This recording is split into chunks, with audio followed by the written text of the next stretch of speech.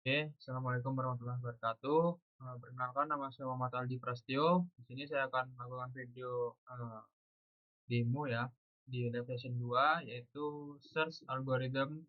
Topiknya Uniform and Informant Search. Nah, di sini itu kita masuk ke dalam video penjelasan. Oke, sebelumnya di sini saya dari Teknologi Rekayasa Internet 4A akan melakukan membuat video demonstrasi program dan menjelaskan alur berpikir menggunakan 3 algoritma. Nah, yang pertama itu kita mendeskripsikan tugas.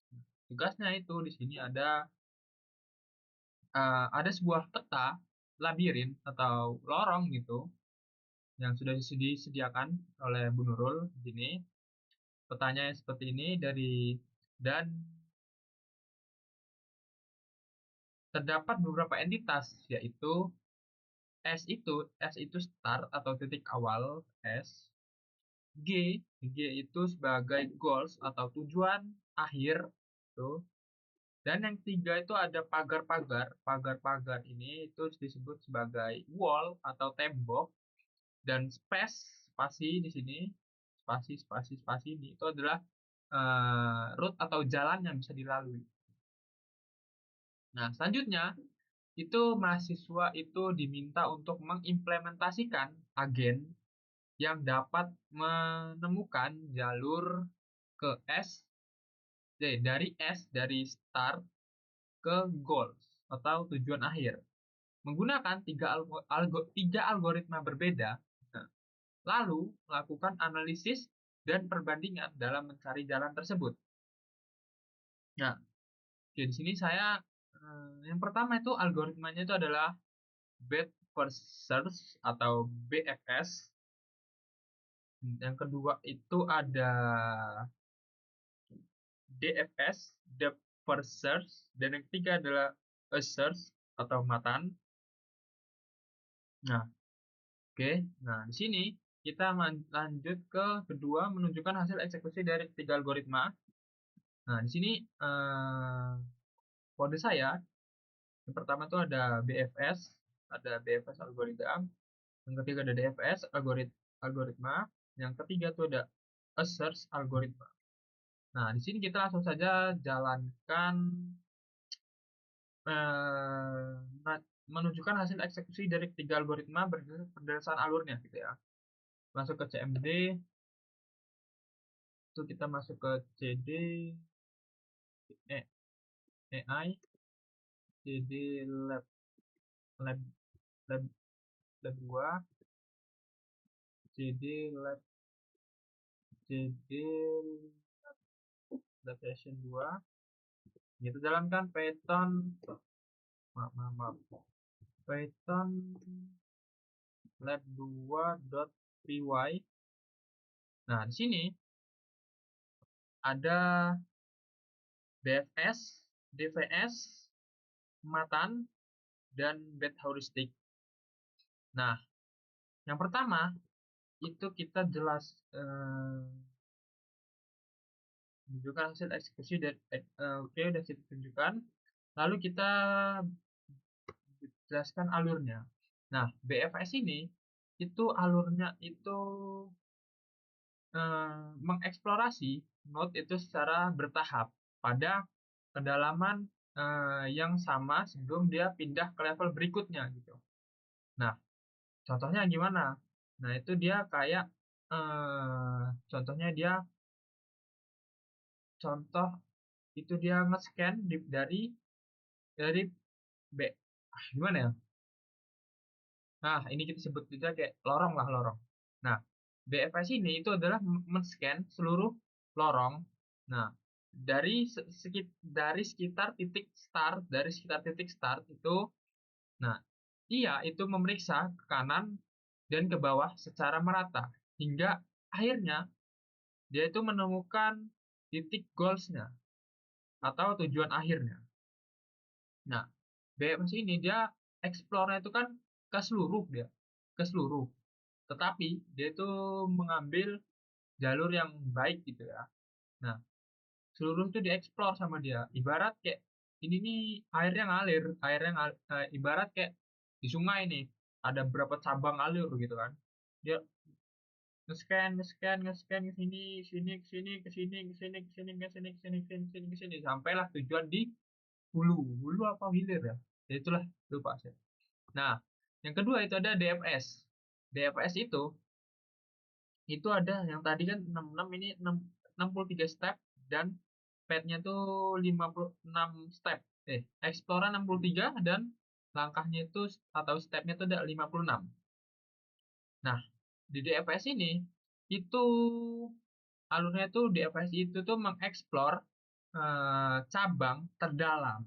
Nah, hampir sama sama yang ini tadi, cuman dia tuh ibarat contohnya itu kayak kita ditaruh di tengah hutan, atau gini deh, ibarat kita masuk labirin nih, kita masuk labirin. Labirin tuh ya, kita masuk labirin kayak di Itera tuh kan ada, yaitu masuk itu kita tanpa maps.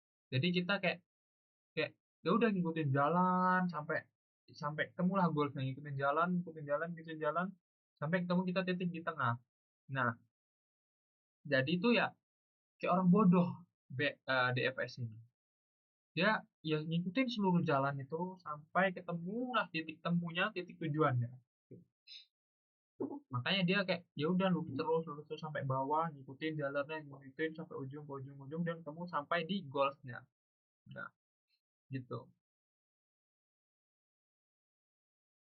Jadi dia ya udah sampai mentok aja dia.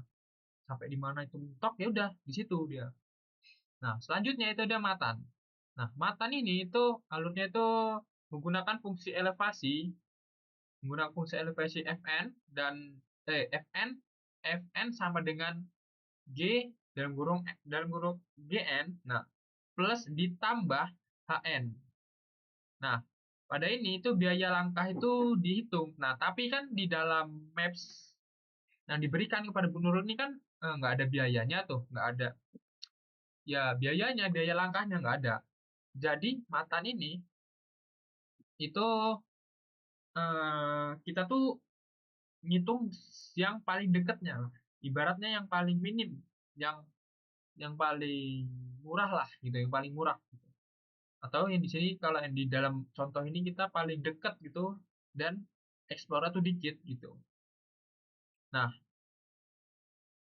di Matan ini itu dia lebih pintar daripada BFS. Kenapa? Karena dia itu jalan sambil ngeken sambil jalan gitu. Kalau BFS ini dia itu kan ngeken dulu baru jalan gitu kan. Dia ini kan ngeken dulu seluruhan mapnya ini kan karena Explorer 66 baru dia jalan. Oh, dia tahu nih jalannya yang terbaik di sini yang bagus. Nah, kalau Matan ini dia lebih pintar. Ibarat ini IQ-nya 8 nih. 887 lah, 88. Kalau Matan ini 120-an ke atas IQ-nya, lebih tinggi, lebih pintar dia jadinya. Jadi dia tuh nyeken sambil jalan. Ya udah nyeken dulu di sini nih. Ada pertigaan kan. Dari mana yang bagus? Nah, kalau dari radarnya, Matan ini ada sensornya dia nih. Yang ke atas nih yang lebih bagus. Nah, berarti jalan dia ke atas. Nah, di sini ada pertigaan lagi nih. Mana yang bagus? Sejak sini, sini, ke sini. Yang mana? Dia yang nge-scan yang sini. Oh, di sini. Ya udah. Nah, ini lurus sudah ngikutin jalan. Udah sampai ke tujuannya. Gitu. Nah, yang bed heuristik ini kan nggak diminta ya sama buku, nggak bisa dijelasin kan ketiganya kan DFS dan search atau matan. Nah, selanjutnya itu kita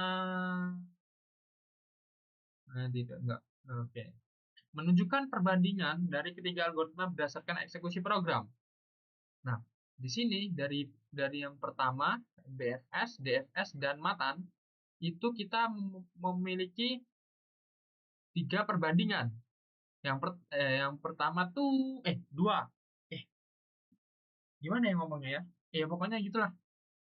Ada yang pertama BFS Explorer 66. Nah, tetapi langkahnya dia itu 30 step, 30 langkah. DFS itu Explorer 63 dan stepnya 56. Coba kita cek dulu OBS-nya. Oke, gerak hidup kok nih.